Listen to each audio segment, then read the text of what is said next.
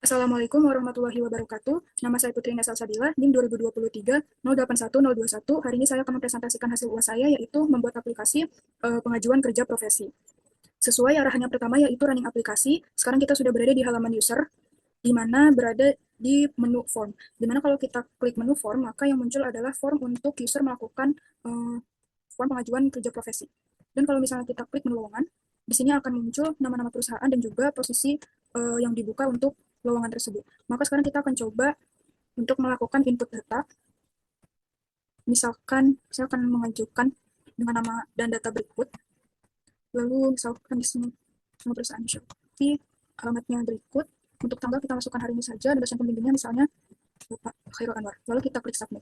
Nah, nanti data mahasiswa yang melakukan pengajuan ini akan muncul di halaman admin. Sekarang kita akan ke halaman admin.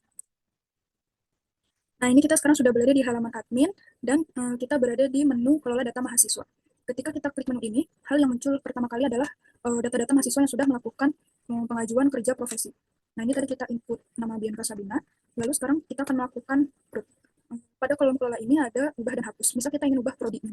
Di sini kom, padahal harusnya shift. Kita ubah saja pada bagian program studi, kita ubah.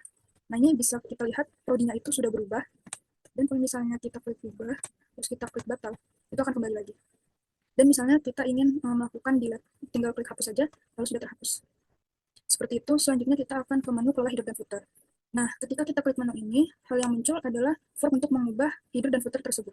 Sebenarnya ini sudah rapi header dan footernya, tapi kita akan coba saja untuk ubah ya di bagian alamat.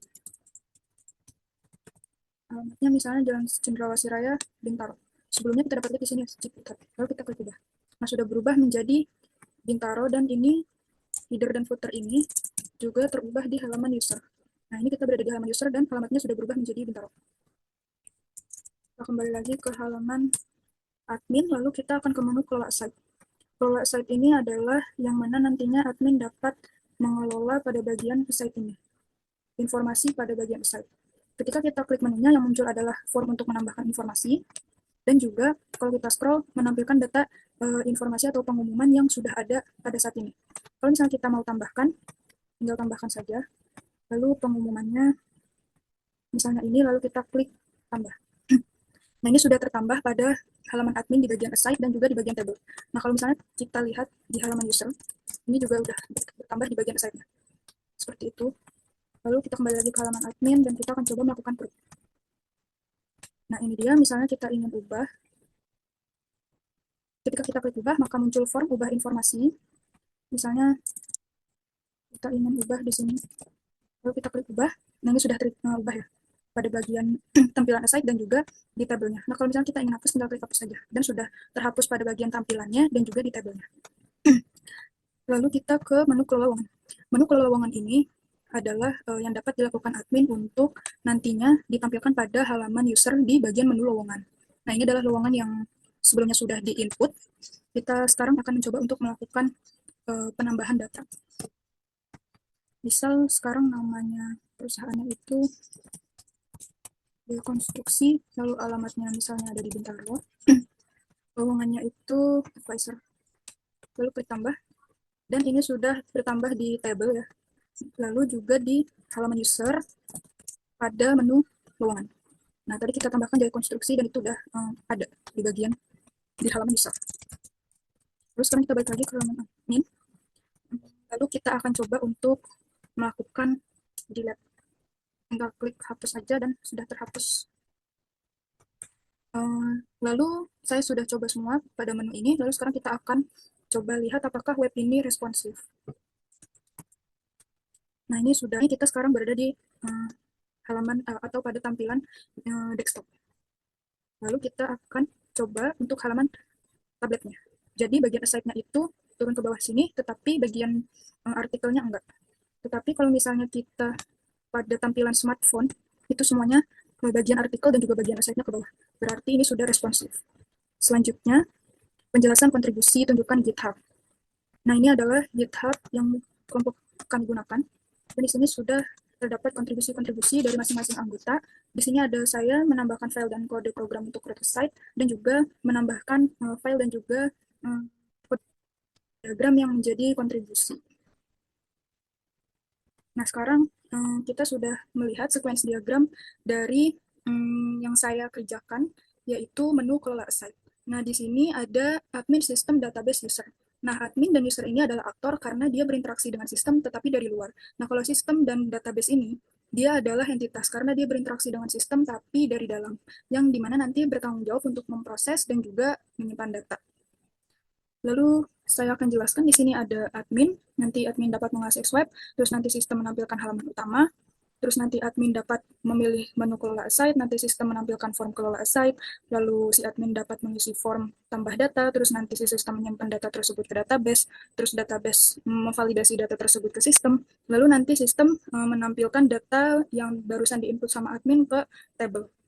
Lalu misalnya admin ingin melakukan ingin mengubah data gitu, nanti si admin mengubah data, lalu sistem menyimpannya ke database, nanti database validasi data ke sistem, lalu sistem mengupdate data tersebut yang sudah tadi diubah oleh admin di table. Lalu misalnya si admin mau melakukan hapus, nanti sistem menyimpan data ke database, terus database validasi data ke sistem, terus nanti updatean data terbaru tadi, data yang sudah dihapus tadi, sistem update di table. Lalu sistem juga menampilkan informasi atau data terbaru tadi ke user pada halaman assign. Lalu perintah selanjutnya yaitu penjelasan kode program. Selanjutnya saya akan menjelaskan kode program. Sekarang karena saya mengerjakan file koneksi PHP dan juga code aside, kita akan coba bahas dulu pada file koneksi PHP. Berikut adalah kode programnya, dan yang dimana file ini adalah untuk mengatur koneksi ke database menggunakan kelas MySQL. Nah, kode program ini bertujuan untuk membuat koneksi ke database menggunakan kelas bawaan PHP yaitu MySQL. Nah, localhost ini adalah halaman server database, terus ini adalah username untuk mengakses database, tetapi di sini kita menggunakan default root, lalu untuk passwordnya kosong, dan ini adalah database yang kami ingin gunakan, yaitu database bernama KP. Dan ini adalah untuk mengecek apakah koneksi tersebut ke database berhasil. Nah, kalau misalnya nggak berhasil, itu akan muncul pesan koneksi gagal ya, atau pesan koneksi ada kesalahan error, yang dimana ditampilkan dengan menggunakan fungsi MySQL connect error, yang memberikan deskripsi kesalahan yang terjadi. Nah, lalu ini adalah jika koneksi gagal, maka script langsung dihentikan dengan perintah exit. Lalu sekarang kita akan ke file CRUD_aside.php. Koneksi PHP untuk menyediakan akses ke database. Lalu ini adalah untuk menjalankan query SQL untuk mengambil data dari header dan footer. Lalu limit 1 berarti terbatas pada satu data. Terus fetch_assoc ini untuk mengambil hasil query dalam bentuk array yang asosiatif yang nantinya akan digunakan di bagian HTML. Nah, selanjutnya ini untuk hapus pengumuman. Kode program ini untuk hapus pengumuman yang dilakukan jika parameter hapus dikirim via URL. Nanti query akan menghapus data berdasarkan ID pengumuman. Seperti itu. Lalu selanjutnya ini adalah untuk menambah dan juga mengubah data. Jadi di sini ketika jika FRM ID bernilai FRM tambah, berarti nanti data dari form tersebut akan disimpan ke tabel aside. Tetapi jika FRM ID bernilai FRM ubah, maka data akan diperbarui pada tabel aside. Seperti itu. Selanjutnya kita sudah masuk ke struktur HTML-nya. Yang pertama, ini ada header, di mana nanti di sini seperti yang tadi sudah kita running di aplikasi, menampilkan informasi header, seperti nama website, terus juga slogan, alamat, yang ini diambil dari database. Selanjutnya kita berada pada navigasi ya. Jadi navigasi ini nantinya akan menampilkan menu navigasi dinamis yang diambil dari tabel nav_admin yang berada pada database kami yaitu KP. Nah, selanjutnya ini ada pada bagian artikelnya, yaitu form untuk menambahkan data pengumuman. Nah, di sini form action CRUD aside PHP. Berarti data yang diisi pada form ini akan dikirim ke file ini, CRUD_aside.php. Nah, data dikirim menggunakan metode post. Nah, untuk elemen inputnya itu ada ID pengumuman, untuk input untuk memasukkan ID pengumuman, dan juga elemen input pengumuman yang dimana untuk menginput memasukkan tes pengumuman baru, terus ada tombol submit untuk mengirimkan data ke file CRUD_aside PHP. Selanjutnya ini ada hidden field ya, di mana di sini dengan name FRM ID berisi nilai FRM tambah, yang akan digunakan nanti di create site untuk mengenali bahwa ini adalah form tambah data. Seperti itu. Selanjutnya ini ada form untuk mengubah data pengumuman. Nah, form ini tentunya nantinya akan digunakan untuk mengubah pengumuman yang sudah ada, yang sebelumnya sudah di-input. Kalau dilihat di sini ada disable pada ID pengumuman, jadi nanti tampilan ID pengumumannya itu yang akan diubah, tapi nggak bisa diedit oleh pengguna karena disable. Lalu di sini ada batal ubah, di mana nanti batal ubah ini tombol ya, tombol untuk membatalkan proses ubah. Seperti itu. Lalu di sini ada tabel untuk menampilkan data pengumuman. Ini tabel untuk menampilkan data pengumuman, di mana elemen utamanya itu ada nomor ID pengumuman, terus pengumuman, dan juga kelola. Lalu untuk tombolnya itu ada BTN ubah, lalu juga ada BTN hapus. Nah, BTN ubah dan BTN hapus yang nanti akan memanggil fungsi, kalau BTN ubah itu akan memanggil fungsi JavaScript ubah.